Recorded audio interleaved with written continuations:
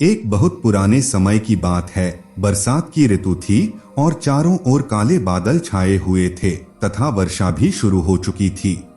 एक गर्भवती हिरनी अपने बच्चे को जन्म देने के लिए किसी सुरक्षित स्थान की खोज कर रही थी। घूमते घूमते उसको नदी के किनारे बड़ी बड़ी झाड़ियों से ढका हुआ एक स्थान दिखाई दिया। उसे वही स्थान सुरक्षा की दृष्टि से उपयुक्त लगा तो वह वहां पहुंच गई। एक शिकारी बहुत देर से उसका पीछा कर रहा था।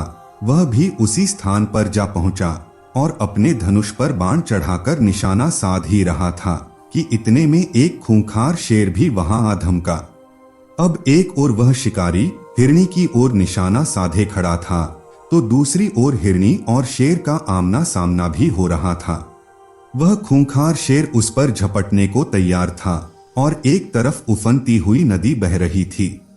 अब वह हिरनी बुरी तरह से घिर चुकी थी और सोच रही थी कि जाएं तो किधर जाएं। कोई रास्ता मिलता ना देख उसने अपनी आंखें बंद कर लीं और मन ही मन परमात्मा को याद करने लगी। अब वो असहनीय पीड़ा सहते हुए बच्चे को जन्म देने में जुट गई। फिर कुछ ऐसा हुआ जिसकी हिरनी ने कल्पना भी नहीं की थी। अचानक बहुत तेज बिजली चमकी। वह शिकारी जो धनुष बाण से निशाना साधे खड़ा था उसकी आंखें उस बिजली की चमक से चौंधिया गई और हाथ से तीर छूटकर हिरनी को ना लगकर सीधा उस शेर की आंख में जा घुसा। शेर दर्द से दहाड़ता हुआ वहां से भाग गया, जिससे वह शिकारी भी भयभीत होकर भाग खड़ा हुआ। और इन सब के बीच हिरनी ने एक स्वस्थ बच्चे को जन्म दिया।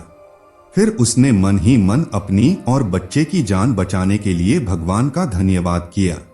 इस कहानी से हमें यह शिक्षा मिलती है कि हमारे जीवन में भी कभी कभी कुछ क्षण ऐसे आते हैं जब हम स्वयं को चारों ओर से खुद को समस्याओं से घिरा हुआ पाते हैं और कोई निर्णय नहीं ले पाते। ऐसी स्थिति में हमें सब कुछ नियति के हाथों में सौंपकर अपने उत्तरदायित्व और अपने कर्म पर ध्यान केंद्रित करना चाहिए।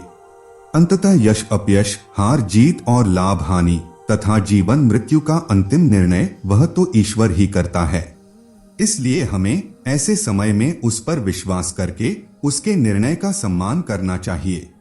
तो दोस्तों, ये थी आज की कहानी। आपको कैसी लगी कमेंट करके जरूर बताएं। अच्छी लगी हो तो चैनल को सब्सक्राइब और वीडियो को लाइक जरूर करें। मिलते हैं अगली कहानी के साथ।